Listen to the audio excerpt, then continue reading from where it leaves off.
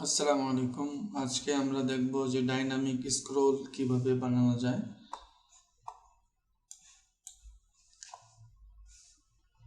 এটা হলো একটা স্ক্রোল, যেটা নর্মাল স্ক্রোল।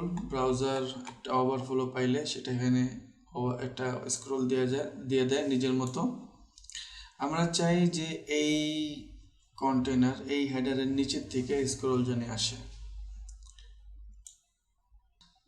সেটা হবে ডাইনামিক। এই ব্রাউজার ছোট বড় করলে সেই স্ক্রোলটা থাকবে। তো শুরু করি, করে যাই। আমাদের একটা কম্পোনেন্ট আছে যেটা হলো আইকনস নামে। এখানে আইকনের লিস্ট আছে। তো এই যে আইকনের র্যাপার আছে, এই র্যাপারকে আমরা একটা হাইট দিয়ে দেব। প্রথম দেখি যে স্ট্যাটিক স্ক্রোল কাকে বলে আর ডাইনামিক কাকে বলে। ডাইনামিক দুই প্রকার আছে, আজকে আপনাদেরকে এক প্রকার দেখাবো।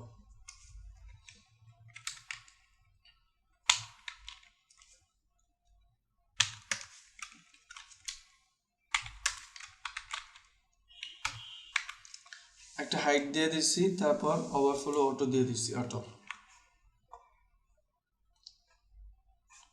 এই হাইটটা প্রপারলি আসে নাই, আমরা আর একটু ইন্সপেক্ট করে দেখি যে কতটুকু হাইট দিলে হয়।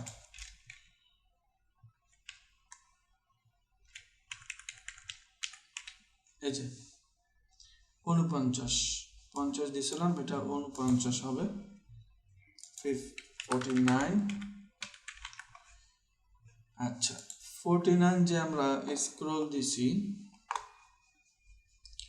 এই স্ক্রলটা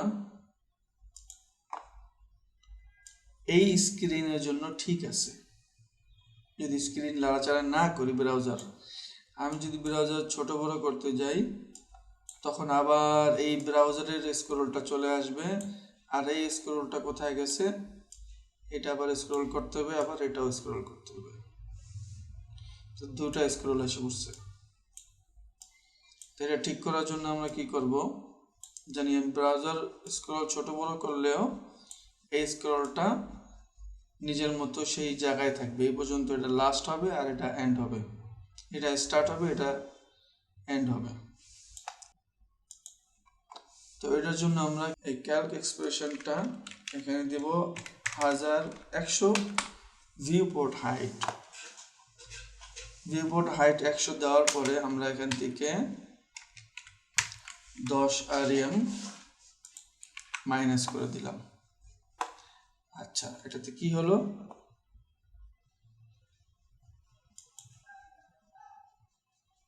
আচ্ছা এখন তারপরও সাইজটা আসে নাই। এটার জন্য আমরা দেখতে হবে যে কত মাইনাস করলে এটা চলে আসে। 10.5 দিলে, তাহলে 10 দিছিলাম, 10.5 দিলে এই স্ক্রলটা ঠিক থাকে। তো আমরা এটাকে 10.5 দেব। 10.5 দেওয়ার পরে সেভ দেই। এখন দেখি আমরা যদি ব্রাউজার ছোট বড় করি, আমার স্ক্রলটা জায়গার মতো আছে, জায়গায় আছে। আর ব্রাউজারের স্ক্রলটা আমরা দেখতে পারতেছি না এখন। যেটা অটো স্ক্রল চলে আসতো সেটা নাই। এটা হলো আপনার ডাইনামিক স্ক্রল। আর একটা আপনাকে দেখাবো, সেটা ইনশাআল্লাহ নেক্সট ভিডিওতে। আজকে এই পর্যন্তই। আল্লাহ হাফিজ।